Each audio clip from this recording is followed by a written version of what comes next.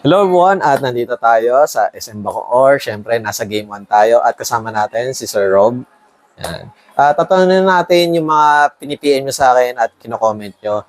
Sir, regarding po pala sa PlayStation 5 na limited edition na 30th anniversary, magkakaroon po ba kayo ng pre-order, sir? Yes, meron tayong pre-order sa ngayon. So, upcoming yung release natin sa November 21.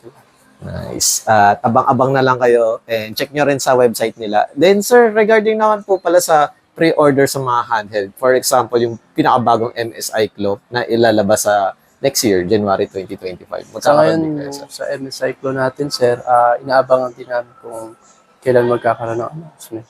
Ayan. So, antay na lang tayo sa announcement po kung kailan. Magpo-post naman po kami sa website natin.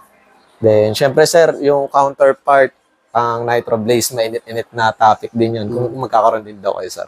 Possible baka magkaroon, pero wala pa rin announcement sa ngayon. Wala pang announcement. Ayan.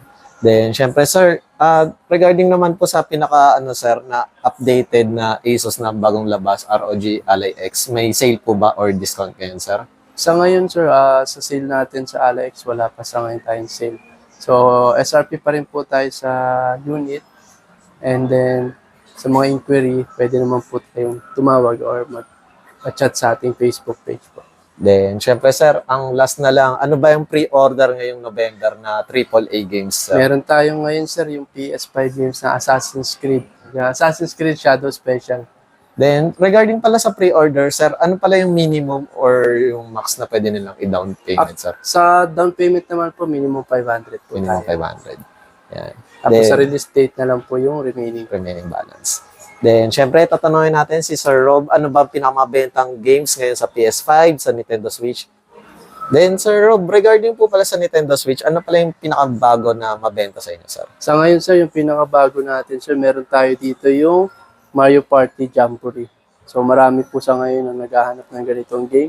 Mabilis din po siya maubos. Sir, regarding po pala dito, magkano pala yung SRP nito, sir? Yung SRP natin sa Mario Party Jamboree natin is meron tayong 2,395 Nice. SRP price. Pwede yan local co-op. Yes, Mga local guys, po, pwede po siya. And then kung mga RPG naman po tayo, meron tayo dito yung mabenta katulad nito Unicorn Overlord. Meron din tayo dito Zelda. Yan po yung mga bestseller natin, Zelda. Siyempre, hindi pa rin nawawala yung Breath of the Wild na Zelda.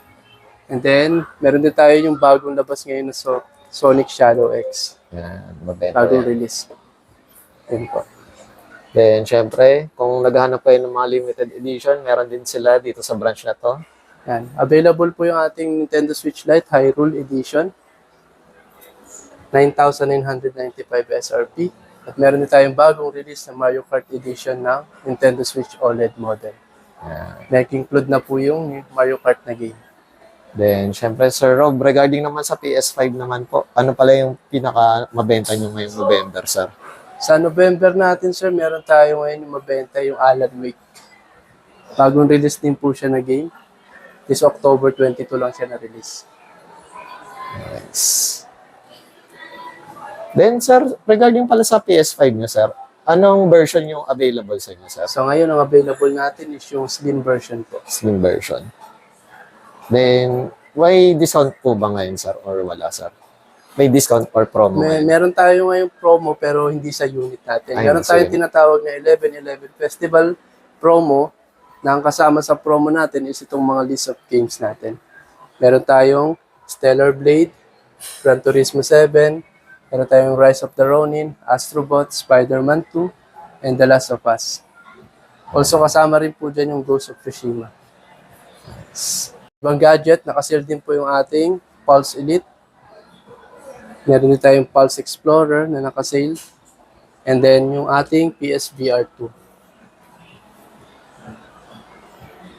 Sir, regarding pala dito sa, sir, yung 11-11 nyo, sir, is, to, sir? On-site or kahit sa, sir, website, pwede rin? Yes, pwede rin po. Sa websites, tsaka sa lahat ng Game One Store. Available. Yan. Kaya kung malayo kayo sa SM Bacoor, pwede naman kayo sumilip sa ibang branch nila. Then, Sir Rob, regarding po pala sa mode of payment, ano pala ina-accept dito sa store, sir?